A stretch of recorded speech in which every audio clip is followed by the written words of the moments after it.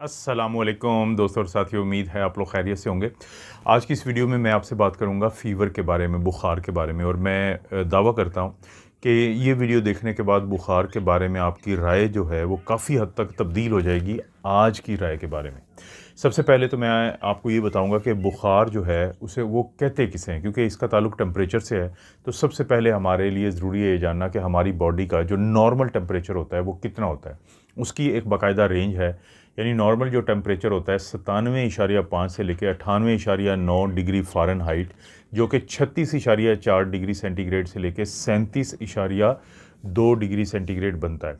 अब ये जो रेंज है, इसकी वजह ये होती है कि नॉर्मली आम तौर पे सुबह के वक्त आपका जो टेम्परेचर होता है वो कम होता है, लेकिन जो शाम के वक्त आपका टेम्परेचर ज़्यादा होता है। बॉडी में हीट पैदा हो रही होती है। तो फीवर कब कहते हैं कि टेम्परेचर कितना होता है, तो उसको हम फीवर कहते हैं कि जब आपकी बॉडी का टेम्परेचर 100.4 डिग्री फ़ारेनहाइट जो है उससे बढ़ जाए, या 38 डिग्री सेंटीग्रेड या उससे बढ़ जाए, तो इसको हम कहते हैं कि आपको बुखार हो गया। ये साइंस की डेफिनेशन है कि आपके जिस्म का दर्जा हरारत जब इतने से ज़्यादा या इसके बराबर हो जाए तो आपको फ़ीवर है। अब बुखार के बारे में दो स्कूल ऑफ थॉट हैं, दो किस्म की राय पाई जाती हैं। देखें, ये हकीकत है कि छोटे बच्चे ख़ास तौर पे जब उनको ज़्यादा बुखार होता है तो उनको फिट्स या दौरे पड़ जाते हैं, जिसको सीजर्स कहते हैं, या वो बिल्कुल ही कंफ्यूज हो जाते हैं। यानी इसका क्या मतलब है, ये हमें समझाने के लिए एक चीज़ है कि जब बहुत ज़्यादा बुखार होगा तो वो आपके ऊपर मनफी असरात भी डालता है। तो ये जो स्कूल ऑफ थाट के लोग हैं ये कहते हैं कि बुखार को कम करना चाहिए। लेकिन जो दूसरा स्कूल ऑफ थाट है आजकल उसका बहुत ज़्यादा बात सुनी जाती है। वो ये बताते हैं कि देखें, किसी को जब बुखार होता है तो बुखार सिर्फ एक अलामत है। आप उस अलामत की वजह से अगर परेशान होते हैं, अगर आप उस अलामत की वजह से बहुत ज़्यादा अपसेट हो जाते हैं, पैनिक हो जाते हैं, तो वो गलत बात है। बल्कि समझें कि बुखार है क्या, क्यों आपको बुखार हुआ है। आपका जिस्म में जो मदाफ़ती निज़ाम है वो आपके जिस्म में कोई वायरस गया है, कोई बैक्टीरिया गया है, किसी किस्म के जरासीम गए हैं, तो उनके ख़िलाफ़ एक माहौल बना रहा है ताकि उस वायरस या बैक्टीरिया को कमज़ोर कर सके। तो उसमें से जो वो हथियार इस्तेमाल करता है, तो एक हथियार होता है बुखार का। आपके जिस्म का दर्जा हरारत को वो बढ़ाता है, ऊपर लेके जाता है, ताकि वायरस या बैक्टीरिया जो आम तौर पे ज़्यादा दर्जा हरारत पे अधमुए हो जाते हैं, कमज़ोर हो जाते हैं, तो ये माहौल बनाता है। तो वो लोग जो ये आपको बताते हैं कि आपने फ़ौरी तौर पे अपना बुखार कम नहीं करना चाहिए, तो वो आपको ये समझा रहे होते हैं कि आप अपने जिस्म के मदाफ़ती निज़ाम को वो मौका दें ताकि कुछ देर वो इतना बुखार रख सके, टेम्परेचर रख सके, ताकि वो इस वायरस या बैक्टीरिया को कमज़ोर कर दे।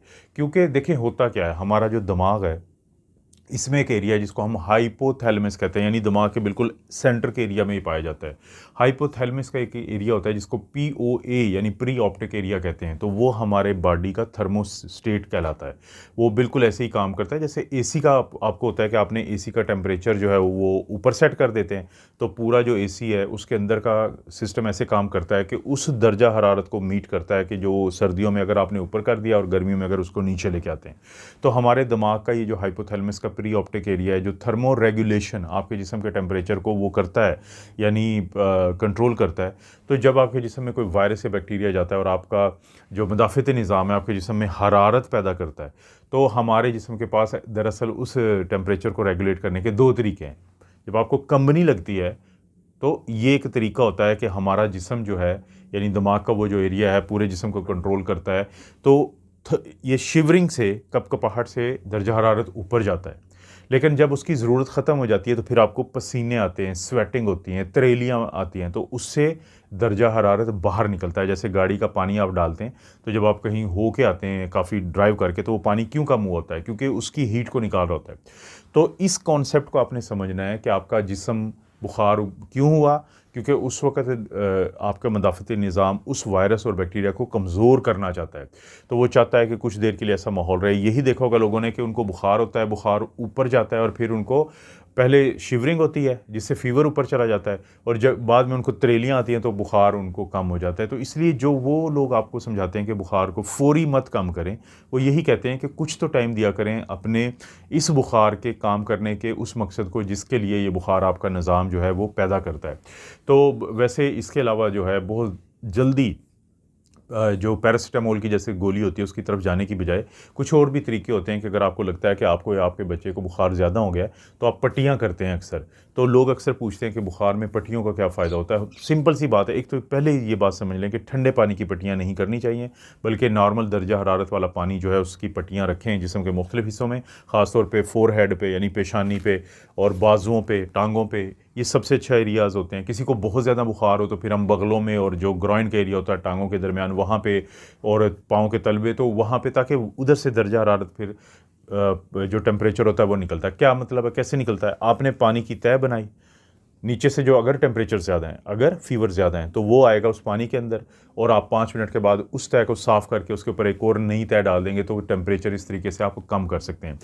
क्योंकि ठंडा पानी की अगर आप पट्टियाँ करेंगे तो उससे क्या नुकसान होता है? ठंडा पानी से क्या होगा कि खून की नालियाँ जब फैलती हैं, वेज़ोडाइलेटेशन होती है, तो उससे दर्जा हरारत बाहर आता है। लेकिन जब आप ठंडा पानी इस्तेमाल करेंगे तो उससे क्या होगा कि वो जो खून की नाली है वो वेज़ो कॉन्स्ट्रिक्ट करेगी, वो तंग हो जाएगी।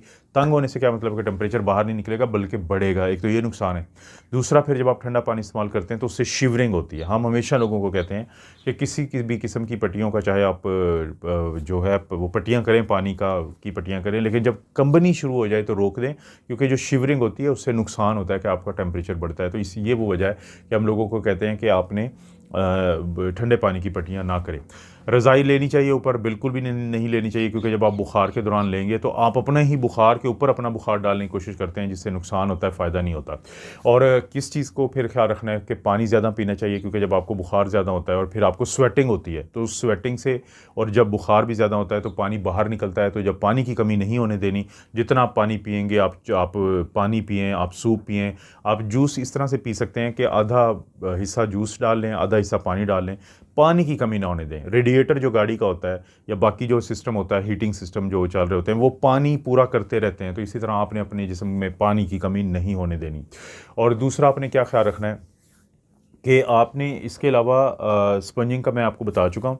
और कोशिश ये करें कि खाने का आपको क्या करना चाहिए। खाने में आपने ख़ुराक जो है हैवी बिल्कुल ना लें, क्योंकि आपका जो मदाफ़ती निज़ाम होता है वो इतना ज़्यादा काम कर रहा होता है कि बाकी पूरा जिस्म जो है वो स्लो होता है। आपकी डाइजेशन, आपका जो आंतें हैं वो भी स्लो भी होती हैं, और वैसे भी ज़्यादा एनर्जी नहीं चाहिए होती, क्योंकि आपने मुकम्मल आराम करना और पानी ज़्यादा पीना होता है।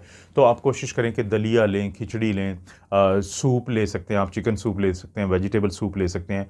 तो लाइट आपने खुराक लेनी है। हैवी खुराक लेंगे तो उससे आपको हो सकता है कि पेट में दर्द हो जाए, उल्टियाँ लग जाएँ, लूज़ मोशन आ जाएँ। तो 2-3 दिन, जिन दिनों में आपको बुखार है तो उन दिनों में आप कोशिश करें इस तरह की चीज़ें लें।